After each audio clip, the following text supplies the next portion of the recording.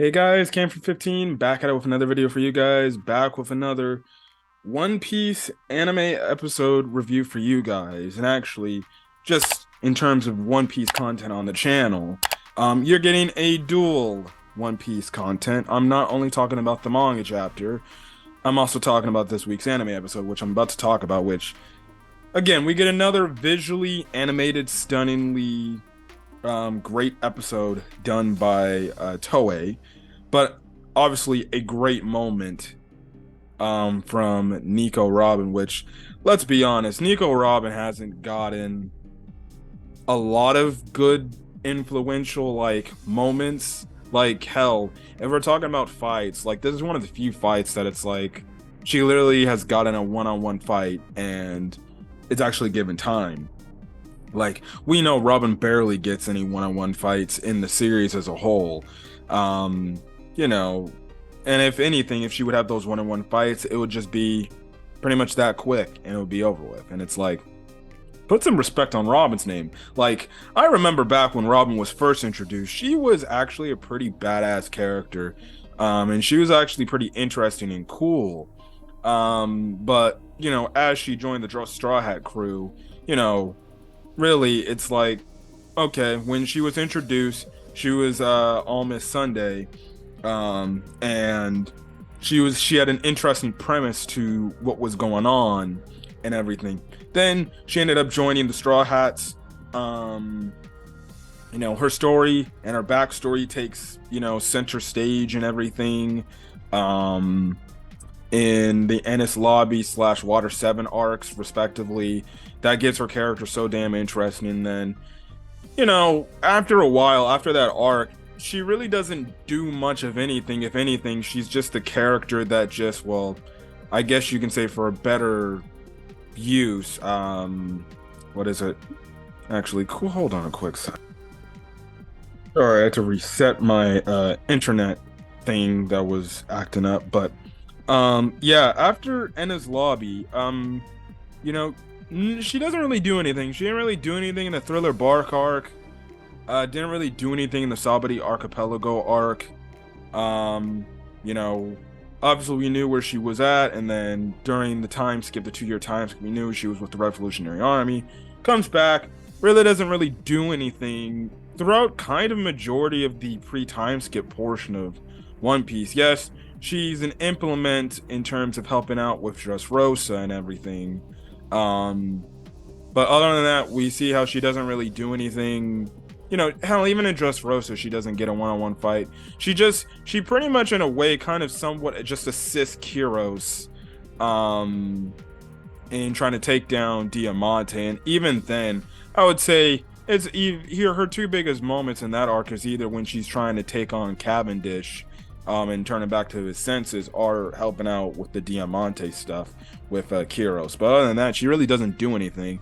And let's be honest, Robin's only been there for just expository story points in terms of the poneglyph stuff. But other than that, Robin hasn't really done anything, and she's barely, if not really, didn't have any true one-on-one fights like some of the other Straw Hat members. And honestly, I kind of rank Robin up there as like, she's definitely a very important Straw Hat member just from the standpoint, the title alone. She's very much important. Like, a fact that she is the last person from Ohara that can actually read the poneglyphs. People gave her the nickname the Demon Child, yada yada yada. You would think, okay, of some more import, she should be of some more importance. And you see this episode and you actually hope going forward that's the case. That Robin actually gets, I'm not saying like freaking Luffy or Zoro, maybe, and even Sanji spotlight like crazy, but get some more spotlight and put her on a more respectable level than just being an expository character that just tells our characters what does the poneglyph say and what does it mean. Pretty much that's what I'm trying to get away. But this episode was just great from the start. This episode just gets into things. There is like no recap. We just get straight after the opening's done. We get straight to the point. And pretty much it's Black Maria pretty much kicking and beating the ever living shit out of Robin. Like, it isn't even that. It isn't even a contest. She uses her webs to freaking get the gigantic Robin, to pretty much be trapped and everything. And obviously Robin is struggling to fight back. And in the meantime, like I said, Black Maria just comes in, starts getting, and she gets on her brass knuckles, her Oiron knuckles, and she starts beating the piss out of the giant Robin. And mind you, if you know how Robin's powers operate, quick reminder, those are actually her legit body parts. So if she gets cut up, if she gets damaged, her real body actually feels the pain as if it's, right then and there. So she's obviously, Robin's getting rocked in the face, and obviously they come over to the true Robin, not the big Robin. You can see that these attacks are actually hurting Robin a lot. Now, I'll say this: Toei didn't they clearly censored it. They left scuff marks on her face. Now if this was like a real life thing, and you're getting brutally hit over and over and over again with brass knuckles, listen, your face is probably going to be all beat up, bloodied, probably freaking swollen. Like, that's how bad Robin's face should have been freaking beat up. But, by the time the end of the fight is over, it's like, she looks good as new. And I'm like, girl, there's no way her face is not effed up. If One Piece World was real and it was like live action, maybe, even though we are getting one live action One Piece, no, that face should be damn near beaten and swollen up. Like, it should be like dripping. Her face should have been like dripping blood from everywhere. But Robin lets go of the big gigantic Robin. So that's gone. And Robin, I guess you can say, tries to escape. But Black Maria is again taunting. She's like, "Oh, trying to run. Aren't you're a pathetic person. You're a pathetic tramp. You're making up the mention like I thought you said you were going to frickin' beat me and everything and save your crewmate, that pathetic man, Vince Smoke Sanji, yada yada yada." Eventually what happens is we actually find out that her spider devil fruit can also fire off flames as well. She also then traps Robin again, this time the real body of Robin, and pretty much she's like, now it's time for the freaking payback, bitch, for hitting me earlier. So she just gives one resounding punch to Robin's real face, and you just see it where it's like, you could tell, like, if they could do any slower, you could see the facial reactions, the teeth, but she gets hit and she's like, ugh, and she's just constantly getting beat up over and over and over and over and over again. And in the meantime, again, Black Maria's taunting her and saying like, "You're pathetic. You were, people were hyping you up like you're some threat. You were called the Demon Child. You're nothing. You're just a pathetic, worthless fool." Pretty much. We call over to Brooke, who's fighting some of Black Maria's minions, and pretty much Brooke is like, "You might want to take back everything you say about Robin, because pretty much he's saying like, let's get some time away. I don't want you to disrupt what Robin's going to do." So eventually, we cut back to the Black Maria and Robin fight as Robin's getting beat down to an ever-living pulp. And Robin has a flashback to where she recalls back during some time during the 2-year time skip when she was with the Revolutionary Army. Koala was pretty much saying like, "Hey, I need to teach you some of these techniques and everything. The slapping thing won't work for you. You need to learn how to do a punch. So then guess what? You can be able to defend yourself." And obviously Koala's doing this because she has grown to appreciate Robin's commodity. And Robin's just like, "Nah, I don't think I will. I think I'll just stick with the slapping thing. What's so wrong about the slapping?" And Koala's like, "No, you had to learn how to punch." And we even see how Sabo comes in, and Sabo's like, "You want to learn the Dragon Claw? I can teach you that, and everything." And Koala and Sabo are bickering back and forth. Like, "No, I should teach her this. She needs to learn Fishman Karate. She doesn't need to learn what you do." And Sabo's like, "Well, she should learn what I need to teach her." And obviously Hack comes in. He's like, "Hey, calm down. If she doesn't want to do it, don't force her to do it. She's just as fine and just as strong on her own."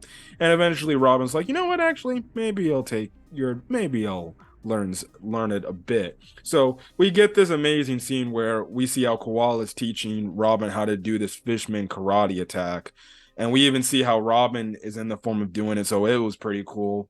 Robin looked really good this episode too, and we see how she does a Mills Fleur, and she ends up using Fishman Karate on the ceiling, and everything. So it takes out the fire and everything. And Black Maria's just looking like, "Oh," and she's like, "Oh, you think you can run away again?" And then she turns around and she's just shocked, and all of a sudden we see this gigantic Robin. Or at first, no, we hear Robin's laughter of the and and the way the actress of Robin played it was absolutely phenomenal because they made it sound like a creepy like type of thing. So again, I'm a fan of the English dub of One Piece, and I know the English dub of One Piece, they actually wrapped up their last voyage that ended off the Reverie arc. So pretty much dub fans are waiting for the first batch of episodes to release for the dub to cover Wano content. That's only going to be great. I can't wait to see what this sounds like in the dub, because they're going to make, I know they have to make it sound creepy, but it was the creepy laugh that Robin would do when she was a kid. And all of a sudden Black Maria turns around and she sees this gigantic demonic form of Robin, and absolutely just stunning. The music was great and everything. They play this triumphant music, like triumphant music that would always be over what Luffy would do. Like they gave it to Robin. I'm like, okay, Toei, you're giving some respect to my girl Robin. You're giving respect to my girl Robin, best One Piece girl, hands down. Nothing to say about that. If you're a hater about that, too bad.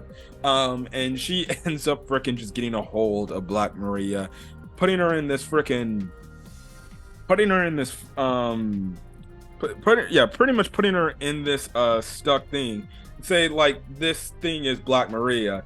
Robin's just got it surrounded. All the different, limbs she's created in this demonic floor is just grabbing and Robin, and pretty much, Robin's like, I'm gonna do whatever it takes to protect those that are close to me and mean a lot to me, even if I have to become a demon.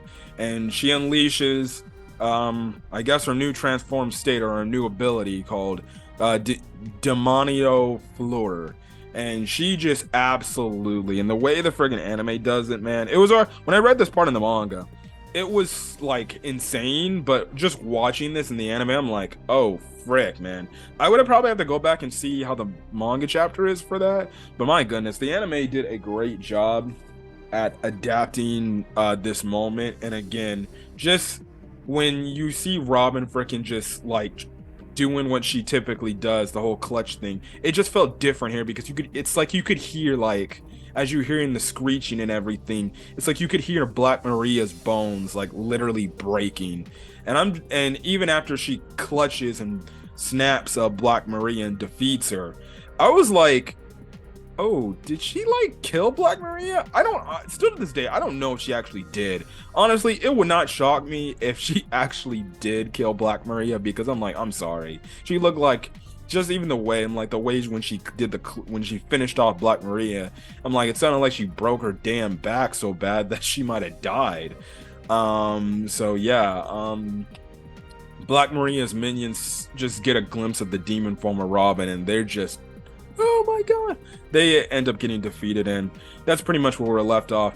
We see Robin reunite with Brooke, and Brooke's like, oh, there you are, you did a great job and everything. And Robin's like, yeah, thanks.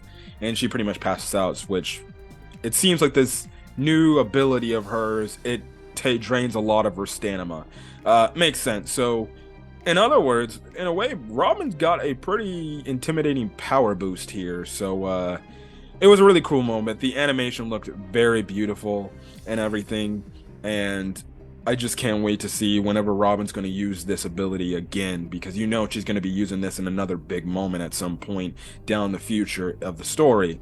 We end the episode off as we see that Luffy is eating the food that crap, I forgot who Munman, what was it, dude? Caribou gave him, that was in his pretty much in his body, because he is just an extensive piece. And we cut over to Momonosuke, who's talking to Shinobu, and pretty much we find out that Momonosuke wants Shinobu to use her ripe powers, devil fruit powers, on Momonosuke to make him grow older, so then he can be able to help Luffy get back on top to Onigashima. And the reason he says it, he's like, listen, I'll be older. If I'm older, that means when I turn into my dragon, I should be a much bigger dragon. Makes sense. Now, the only drawback that Shinobu says if Momonosuke goes and takes this route is he will not be able to go back to his child body. He'll stay pretty much he'll be in the body of an adult, but his mind will still be that of a kid. So pretty much if she ages him, he will be pretty much an adult. But the only thing is he'll still have the knowledge as if he were still a kid, because, well, mind you, his brain is that of a kid. It's not an adult. It's not like she ages him up and all of a sudden, his brain ages to the point where he's an adult. No, he'll strictly still be plain old Momonosuke. It will just be like if a kid's soul went into an adult's body, pretty much. That's kind of the thing there. And that's where we're left off with the episode, as Momonosuke is pleasing to Shinobu, please let me do this. I want to help to save. I want to make a difference so I can help save Wano. So that's where it's going to go. It looks like Momonosuke is going to grow older, which is going to be interesting. And yeah, but a really great episode of One Piece. This episode, again, was visually stunning, and I definitely can't wait to see more. But anyways, guys, if you guys like the video, leave a like, put in the comment section your thoughts on this week's episode of One Piece, as well as hit the subscribe button if you want to get more One Piece content, whether it's anime or manga or any other anime content I upload to the channel. Till then, guys, stay safe out there and have a great rest of your day. Peace.